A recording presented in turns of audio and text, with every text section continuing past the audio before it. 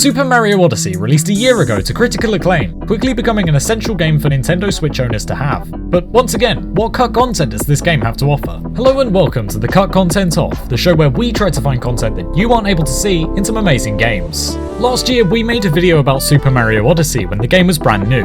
Now the game has finally been data mined, we can show off the stuff that the developers left behind on the cartridge. Starting off, there are a few models that can't normally be seen.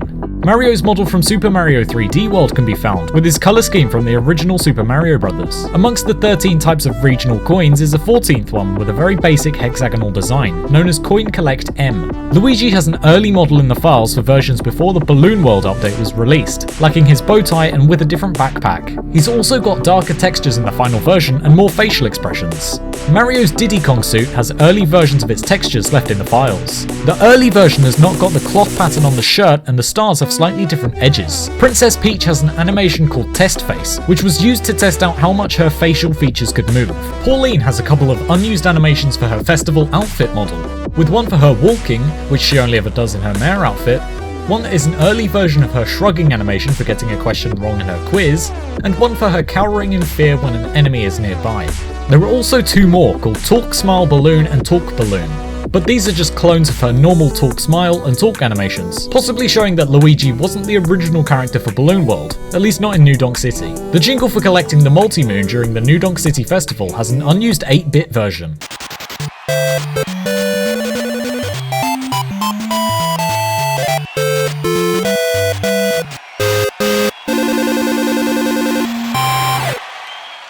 The Odyssey's globe has an early texture for the Kingdom Select screen. It's much less saturated and more hazy, possibly to show that it was only temporary. We've brightened it up to make it easier to see. Isle Delfino can be seen towards the top right of the Mushroom Kingdom, along with another small island. The Lost Kingdom has no purple water around it in this version, and doesn't have as many smaller islands surrounding it. Fossil Falls look more like a T-Rex skull than a Triceratops in this version, and the Cap Kingdom was not black like in the final version. Bowser's Kingdom and the Ruined Kingdom are much less green in this version.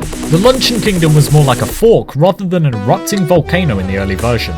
The bottle-shaped island near the Seaside Kingdom was slightly rotated clockwise in the final version, making it look more like liquid is coming out. There's a whole snowy area above the Lake Kingdom that doesn't exist in the early version. The Wooded Kingdoms area looks much less mountainous in the earlier version, and is a very different shape to the final one. And the snowflake shape of the Snow Kingdom is much less visible. Isle Delfino has been removed from the globe outside the Odyssey, but its reflection still shows up when seen at the correct angle, as it's still in the normal map and roughness map.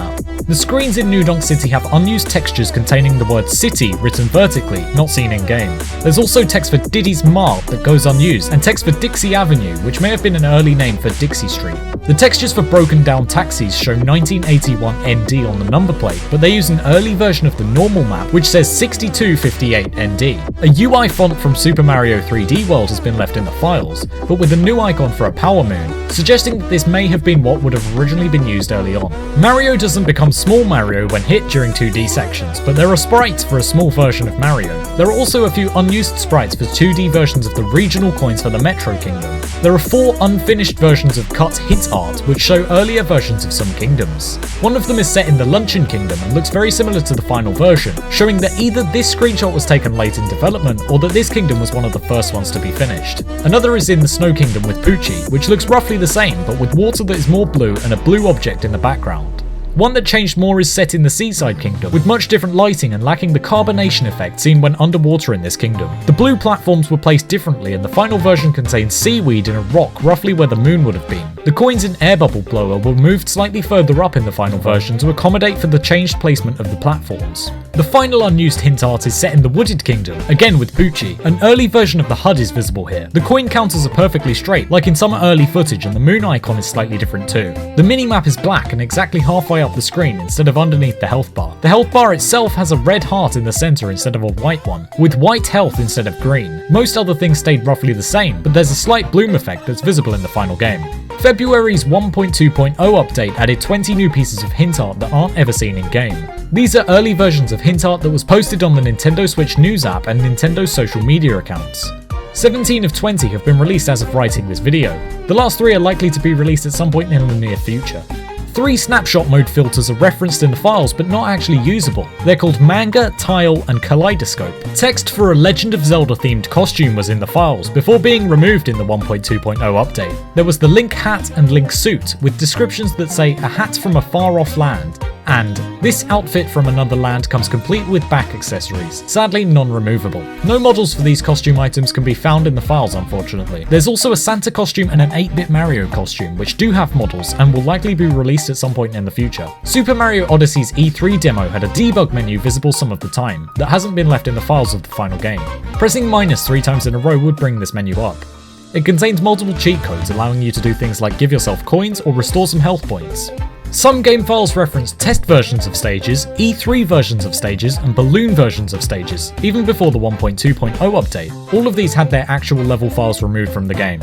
An art book called The Art of Super Mario Odyssey has been released, which is full of concept art for the game. There's concept art for an early idea of Bowser being able to possess Princess Peach.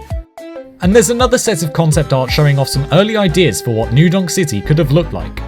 New Donk City Hall may have looked like a massive spaceship, and this could have been the first time that Mario's plumbing shop would have featured in an actual game. Other art shows that the humans may have been a lot more Mario-like, instead of being huge when compared to Mario. There are also a bunch of signs with references to other Nintendo-related things around the city too. There's a logo for the Nintendo 64 and the logo for the Super Nintendo. The T-Rex chase area of New Donk City has files for an early version of the New Donk City graffiti. Pauline looks completely different and the logo is in a slightly different position, with a redrawn tower. Billboards seen in early trailers show that Steam Gardens was originally known as Cogworld. Mario can no longer drown in the rooftop pool nearby New Donk City Hall like he could in the E3 version. Thanks for watching. If you enjoyed this, make sure to subscribe and share it with someone else who might be interested. Luigi's Mansion had a load of changes between the original reveal and the final game. Click here to watch our episode on Luigi's Mansion 1 and 2, or here to watch a video that YouTube thinks is best for you.